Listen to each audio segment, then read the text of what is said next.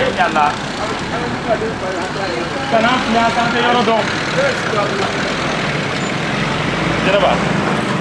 Jenaba be no ya Saida abi no ya amba wala le sega temya ah atongan Jenaba abi no ya sa tanis ngata ya no kali ba an soma ne ba fa ah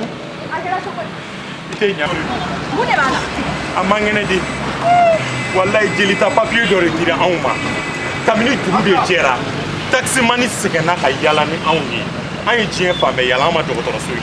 ko jelita papier wa awɔ muso de don a jan ka lajɛ e tɛ ɲama ne ka kalan ma so ma ni ne ye wɔrɔ fɔ taxi mani bɛ t'i jɔ yen nɔ a b'a fɔ ko yen tɛ n ka bana bɛ wulila e ye ne fa o tuma o aw m'anw ka société tɔgɔ mɛn wa société wa olu bɛ jelita kɛ de awɔ kɛ société APMED ɔhɔn anw ka laɲini de ye ka banabaatɔw lafiya ni jelita papier dir'i ma i b'an wele nɛgɛjuru sira la awɔ n'a ka di ye an y'i sɔrɔ yɔrɔ o yɔrɔ la an b'i sɔrɔ yen an bɛ t'i ka jelita kɛ bonya ani majigi kɔnɔna na n'a ka di ye an y'i sɔrɔ diɲɛ yɔrɔ o yɔrɔ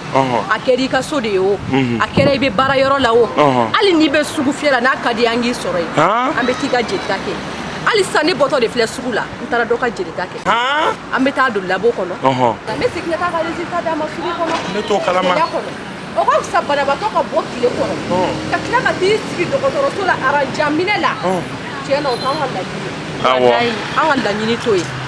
i b'an wele an ka nɛgɛjuru sira la 67 79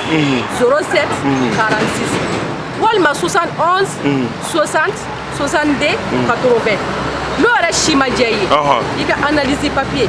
i b'a ci a ma an ka site kan k'i ka téléphone numéro bila an b'i wele i b'i ka yɔrɔ expliquer an ye an bɛ t'i sɔrɔ f'i sigiyɔrɔ la k'i ka jeli ta tiɲɛ na o ye lafiya da ye